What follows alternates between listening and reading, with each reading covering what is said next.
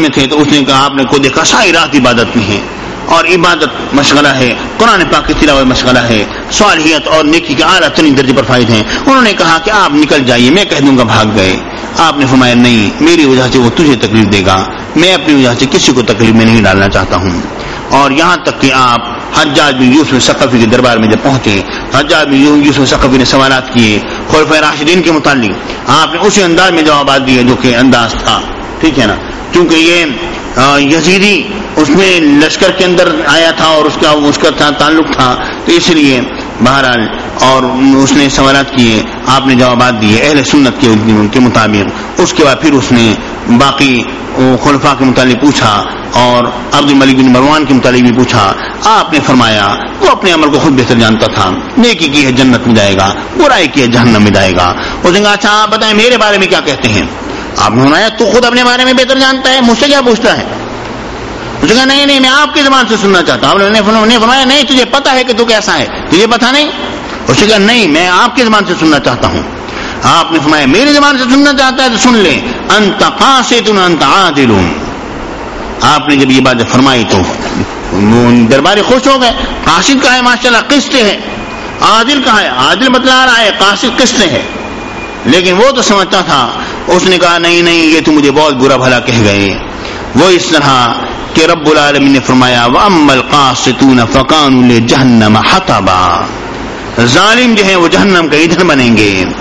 اور یہاں پر عادل جو ہے, یہ تم اس کو عادل کے معنی انصاف کے معنی میں مت لینا, بلکہ عادل جو ہے کس معنی میں ہے, وَهُمْ بِرَبِّهِمْ يَعْدِلُونَ, اور وہ اپنے رب سے عدول کرنے والے ہیں. یعنی عادل عدول عن الحق کے معنی میں ہے, ٹھیک ہے نا. تو قاصد جو ہے یہاں پر ظالم کے معنی میں ہے, اور عادل جو ہے وہ عدول عن الحق کے معنی میں ہے. تو اس نے جب یہ بات کہی اس نے کہا کہ ان کو لے جاؤ اور قید خانے میں لے جاؤ اور وہاں جا کے ان کو قتل کر دو. جب یہ بات کہی تو آپ جس کو جب لے کر جانے لگا آپ ہنس پڑے. جیسے آپ ہنسے اس نے کہا رک جاؤ. اس نے کہا کہ آپ ہنسے کیوں بتائیں. آپ نے کہا میں تیری اللہ کے اوپر, اللہ کے نزدیک تیری جرت پر ہنسا ہوں اور اللہ کے حلم پر میں ہنسا ہوں کہ رب کتنا حلیم ہے, تو ایسے ہی بات کر رہا ہے. اس نے کہا کہ اچھا یہ بتلاؤ سعید بن جبیر کہ کس طرح قتل ہونا پسند کرو گے. آپ نے فرمایا جس طرح تو قیامت میں میرے ہاتھوں قتل ہونا پسند کرے. جب یہ بات کہی اس نے کہا کہ ان کو قتل کر دو. آپ نے فرمایا انی وجہت وجہی للذی فطر السماوات والارض حنیفا وما انا من المشرکین.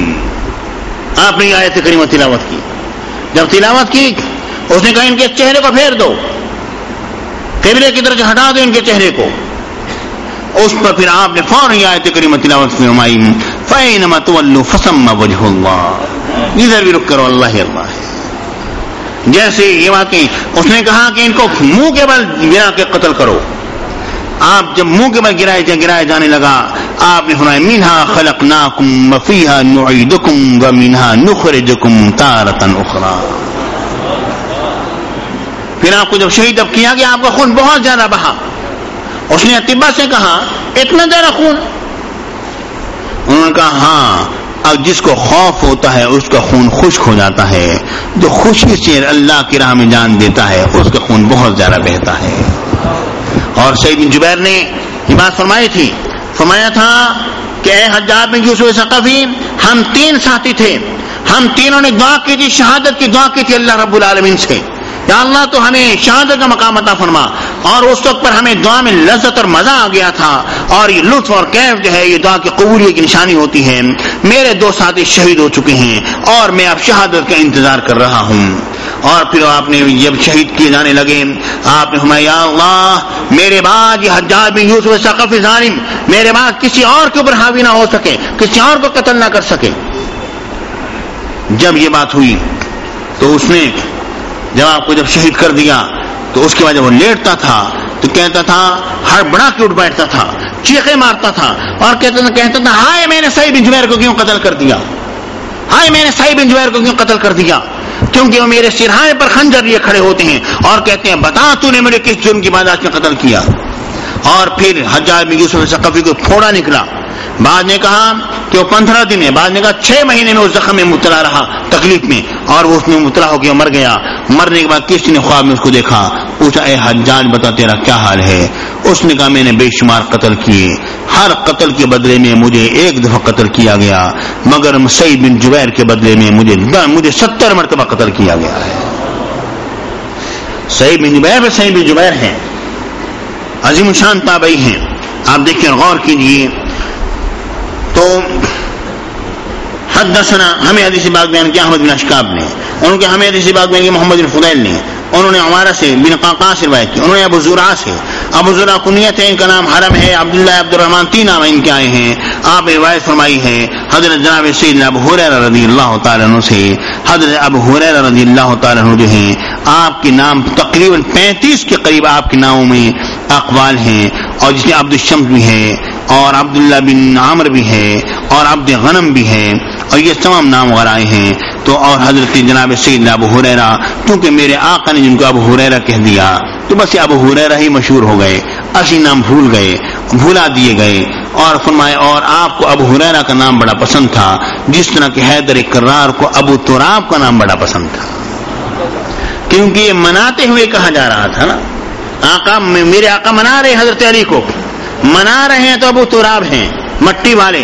یہاں پر ابو کا معنی باپ کے نام لے لینا، یہ نہ لینا کہ ابو کے معنی باپ کے آتے ہیں، یہاں پر یہ بلی کے باپ ہو گئے یا یہ مٹی کے باپ ہو گئے، یہ نہیں، یہ ابو جو ہے یہ زو کے معنی میں ہے، اس کے معنی صاحب کے ہوتے ہیں، زو کے ہوتے ہیں، یعنی والا کے، یعنی کہ ابو تراب مٹی والے، اس کے معنی یہ ہیں۔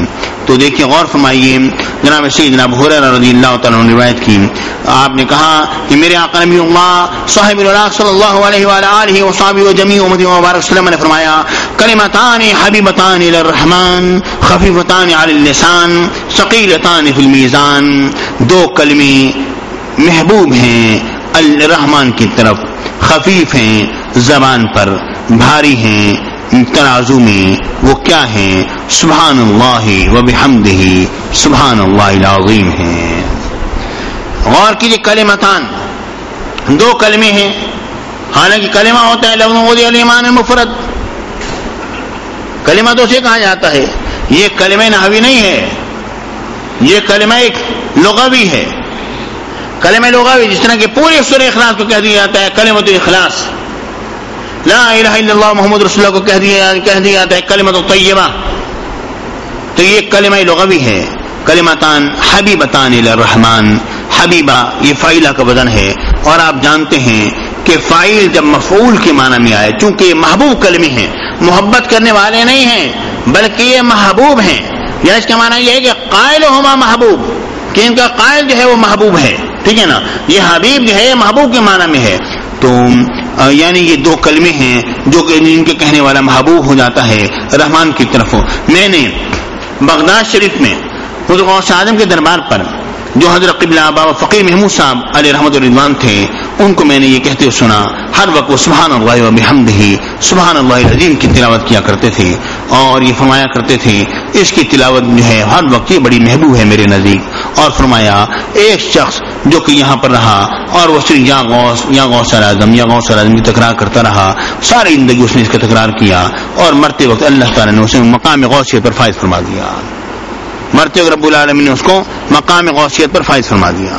ثقیلتان فی المیزان، وہ بھاری ہیں میزان میں، خفیفتان علی اللسان، زبان پر بڑے ہلکی ہیں، سبحان اللہ و بحمدہ سبحان اللہ العظیم، اس پر ذرا غور فرمائیے، سبحان اللہ و بحمدہ سبحان اللہ العظیم، اس پر ابو حضور قبلہ نے ایک بات فرمائی، وہ کیا فرماتے ہیں کہ یہ کلمتان حبیبتان الی الرحمن خفیفتان علی اللسان ثقیلتان فی المیزان، یہ ہے خبر مقدم، اور سبحان اللہ و بحمدہ سبحان اللہ العظیم یہ ہے مبتدا مؤخر،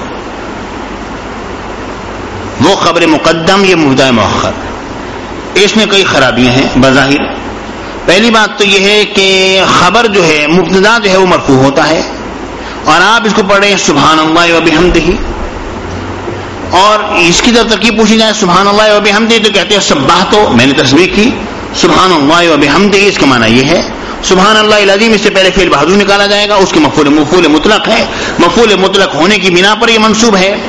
اس کے جب نصب کے بارے میں کلام کرتے ہیں تو کہتے ہیں کہ مفعول مطلق ہونے کی بنا پر منصوب ہے، ٹھیک ہے نا، اور جب ترکیب کے بارے میں بات کرتے ہیں تو کہتے ہیں کہ یہ مبتدا ہے، منصوب ہے مفعول مطلق کی بنا پر، اور یہ بن رہا ہے مبتدا ہے، تو اس کو سبحان اللہ کے بجائے سبحان اللہ ہونا چاہیے تھا۔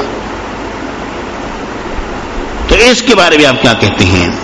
اس کے بارے میں یہ ہے کہ ابو حضور قبلہ نے اس بارے میں فرماتے ہیں سبحان اللہ و بحمدہ، یہ اصل میں اس منزل میں ہے جس نے ایک شخص کہتا ہے اقرا سبحان اللہ و بحمدہ سبحان اللہ العظیم، دوسرے شخص نے فوراً سوال کیا، اس نے کہا ما کان قولک، بتاؤ تم نے کیا بات کہی ہے، تمہارا قول کیا تھا؟ وہ پھر اب وہ جواب دیتا ہے اور کہتا ہے کلمتان حبیبتان الی الرحمن خفیفتان علی اللسان ثقیلتان فی المیزان سبحان اللہ و بحمدہ سبحان اللہ العظیم، یہ اس معنی میں ہے۔ تو ایسے صورت میں پھر فرماتے ہیں کہ خبر مقدم کی گئی، اور خبر کی تقدیم جو ہے وہ اس بنا پر ہوتی ہے کہ مبتدا میں شوق دلانے کے لیے، اور شوق میں جب اضافہ کرنا مقصود ہو جائے تو خبر کو لمبا کر دیا جاتا ہے، خبر کو لمبا کر دیا جاتا ہے۔ مطلب یہ ہے کہ کلمتان حبیبتان الی الرحمن خبر لمبی ہو رہی ہے، خفیفتان علی اللسان خبر لمبی ہو رہی ہے، ثقیلتان فی المیزان خبر لمبی ہو رہی ہے، سبحان اللہ و بحمدہ سبحان اللہ العظیم اصل اعراب حکائی ہے اس کا، یوں کہہ دیا جائے گا، ٹھیک ہے نا، لیکن یہ ہے خبر مبتدا مؤخر، اور یہ بات ذہن میں رکھیے سبحان اللہ و بحمدہ سبحان اللہ العظیم تسبیح کو پہلے بیان کیا گیا اور تحمید کو بعد میں ذکر کیا گیا، کیونکہ تسبیح کہتے ہیں هو التنزیہ عما لا یلیق بشانہ، جو چیز شان کے مطابق نہیں ہے اس سے اس کو پاک کر دینا۔ فرماتے ہیں تسبیح کا معنی ہوتے ہیں منزہ، پاک کر دینا، درست کر دینا۔ فرماتے ہیں کہ پہلے ہمیشہ تخلیہ ہوتا ہے اور بعد میں ہمیشہ تحلیہ ہوتا ہے۔ تخلیہ جب بھی کسی بچی کا میک اپ کیا جاتا ہے، پہلے چہرے کو صاف کیا جاتا ہے، بعد میں میک اپ کیا جاتا ہے، تو پہلے تخلیہ ہوتا ہے بعد میں تحلیہ ہوتا ہے۔ تو پہلے تسبیح بیان کی گئی کہ التنزیہ والتنزیہ عما لا یلیق بشانہ، جو رب کی شان کے لائق نہیں اس سے رب کو پہلے منزہ مان لو، اس کے بعد پھر اس کی تعریف کرو۔ سبحان اللہ و بحمدہ سبحان اللہ العظیم۔ امام بخاری رضی اللہ تعالیٰ عنہ یہ کتاب یقین عظیم شان کتاب ہے، اس میں ان کے اخلاص کو دخل ہے، ان کے قرب سرکار مدینہ کو دخل ہے اور قرب الہی کو دخل ہے۔ آپ عبادت گزار انتہائی زاہد پرہیزگار اشخاص میں سے تھے، اس میں کوئی شبہ نہیں۔ آپ امیر المومنین فی الحدیث ہیں، کوئی شبہ نہیں۔ آپ تمام محدثین کے امام گزرے، کوئی شبہ نہیں۔ امام بخاری سے محبت کرنے والے وہی لوگ ہیں جو کہ حدیث پاک سے محبت رکھتے ہیں اور جو نام کی محبت کرتے ہیں۔ اللہ تعالیٰ ان سے ہمیں محفوظ معمول رکھے، آمین۔ وآخر دعوانا ان الحمد للہ۔